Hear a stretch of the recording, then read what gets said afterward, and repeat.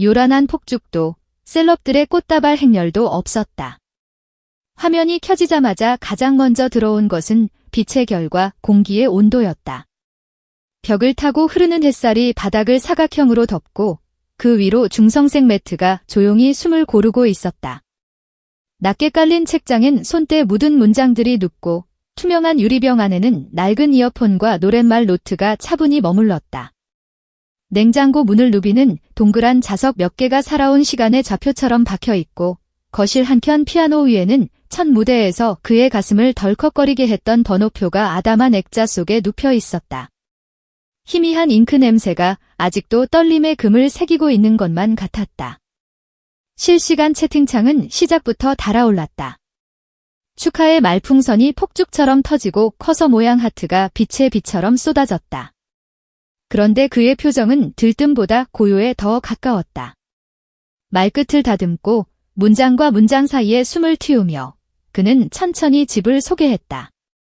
마치 오늘의 장면에서 누구보다 먼저 흥분해야 할 사람이 자기 자신이 아님을 오래전에 안 사람처럼. 그는 아마 수없이 리허설했을 것이다. 문을 열면 무엇부터 보여줄지, 어느 벽에서 어떤 이야기를 꺼낼지, 누구의 이름을 언제 꺼내 고개를 숙일지. 하지만 카메라에 빨간 불이 켜지는 순간 준비된 동선은 책장 속으로 조용히 들어갔다. 대신 살아온 길에서 올라온 말들이 자기의 속도로 걸어 나왔다. 어릴 적 저녁의 냄새, 라디오에서 흘러나오던 낡은 발라드의 멜로디, 방과 후 아르바이트에서 돌아오던 새벽의 차가운 공기, 마지막 지하철의 차창에 비치던 스물의 얼굴. 연습실 불을 혼자 끄고 나올 때 등 뒤에서 따라오던 정적의 그림자. 그 모든 것이 오늘의 공기와 섞여 작은 집 전체를 은은하게 채우는 동안 그는 오래 묶어둔 약속 하나를 꺼냈다. 언젠가 내 이름으로 된 집을 마련하면 가장 먼저 손을 잡고 문턱을 함께 넘고 싶다고. 누구에게는 크지 않은 소원일 수 있지만 그에게 그 마른 삶을 버티게 한 단단한 기둥이었다. 카메라가 벽에 걸린 사진들을 천천히 훑었다. 무대 조명 아래 웃던 한 장면, 연습실 바닥에 앉아 무릎을 베게 삼던 밤의 그림자, 빗속 야외 공연에서 팬들에게 비닐 비옷을 건네던 스태프들과의 단체 사진. 엽서 위에 묻은 촛농의 흔적과 굽이진 사인. 소품들은 설명을 거부했다. 대신 설명이 필요 없는 서사로 서 있었다. 말로 다하지 못한 날들, 실패와 오기와 작은 기쁨들이 굳어져 모양을 얻은 증거. 그 사이 부엌으로 화면이 넘어가자 작은 냄비에서 김이 올랐다. 된장의 깊은 향과 대파의 산뜻함, 송송 썬 두부의 부드러움, 달큰한 호박과 포슬한 감자가 만들어내는 온기가 카메라 렌즈를 따라 흘렀다. 채팅창은 다시 소란스러워졌다.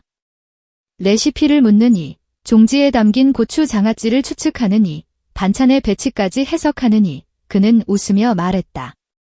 오늘 필요한 건 화려한 상이 아니라 함께 앉아 먹는 마음이라고. 그리고 아주 조용히 덧붙였다.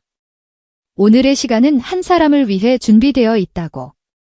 현관 쪽으로 카메라가 스쳤다. 비어 있다시피 한 신발장, 단정하게 놓인 슬리퍼 한 켤레. 이 집이 이제 막 숨을 들이마시기 시작했음을 말해주는 실내의 가장 담백한 문장.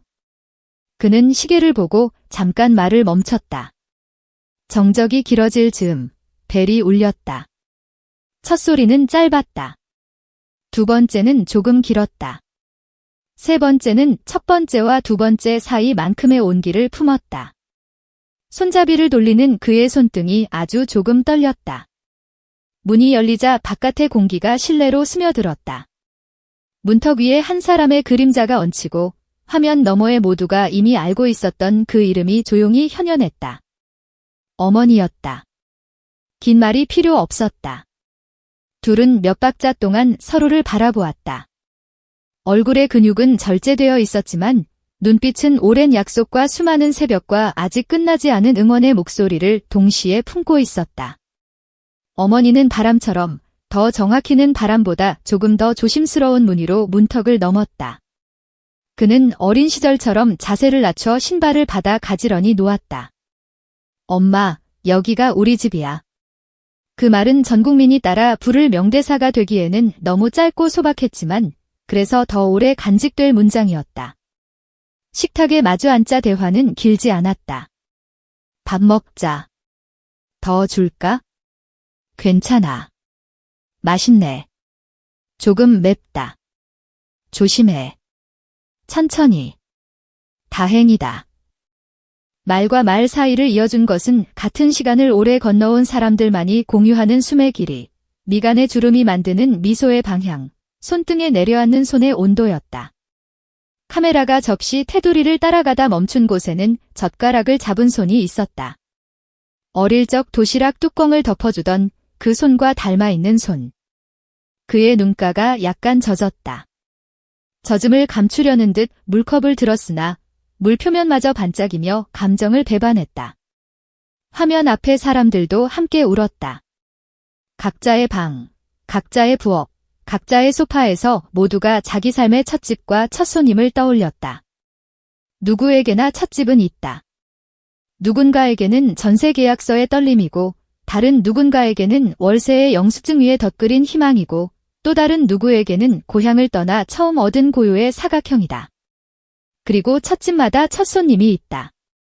그 이름이 어머니든 아버지든 스승이든 절친이든 오랫동안 응원해준 팬이든 혹은 외로움을 견디게 해준 한 마리의 고양이 이름이든 그 이름들은 우리가 사는 힘의 다른 표현들이다. 식사를 마치고 거실로 자리를 옮기자 어머니의 시선이 한 곳에 오래 머물렀다. 피아노 위 번호표 액자? 어머니는 그것을 손끝으로 살짝 어루만지다가 조용히 웃었다. 그 웃음에는 안도와 놀라움과 자랑이 한꺼번에 섞여 있었다. 이제는 더 많이 웃을 거지? 그 말 앞에서 그는 고개를 끄덕였다. 그리곤 마치 자신에게 다짐하듯 집의 한 구석을 가리켰다. 그곳에는 작은 탁자와 2개의 의자, 그리고 메트로놈 하나가 놓여 있었다. 이 자리야말로 이 집에서 가장 자랑하고 싶었던 곳이라고 그는 말했다. 새벽마다 가사를 적고 날마다 멜로디를 붙이고 공연이 없는 날이면 연습생들을 초대해 발성을 봐주고 동네 청소년이 노래를 배우고 싶다고 하면 2시간씩 비워두는 자리. 집이란 혼자 머무는 공간이면서 동시에 누군가를 위해 열어두는 공간이어야 한다는 신념이 기구처럼 놓여 있었다. 집의 크기를 논하지 않고 집의 역할을 정의하려는 태도는 그가 왜 오래 사랑받는지 설명 없는 설명이었다. 벽지는 밝고 침대는 낮고 서랍은 간결했다. 창문을 통해 들어온 햇살이 바닥에 사각형으로 눕고 그 위에 노랫말 노트가 펼쳐지면 금방이라도 한 구절의 후렴이 태어날 것 같았다. 옷장에는 일이 돌아가는 속도만큼의 옷이 걸려 있었다. 과장보다 일상, 불꽃보다 잔불의 힘이 그는 반복해서 말했다. 오늘 집을 공개하는 이유는 성취를 증명하기 위해서가 아니라 나를 믿어준 사람들과의 약속을 기록하기 위해서라고.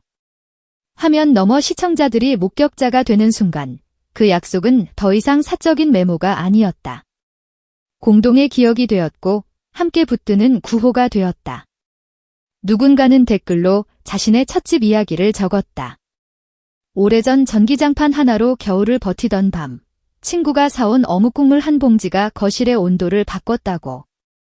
또 다른 누군가는 빵집 새벽 알바를 마치고 어머니와 처음 끓여 먹은 라면 한 그릇이 인생 최고의 식사였다고.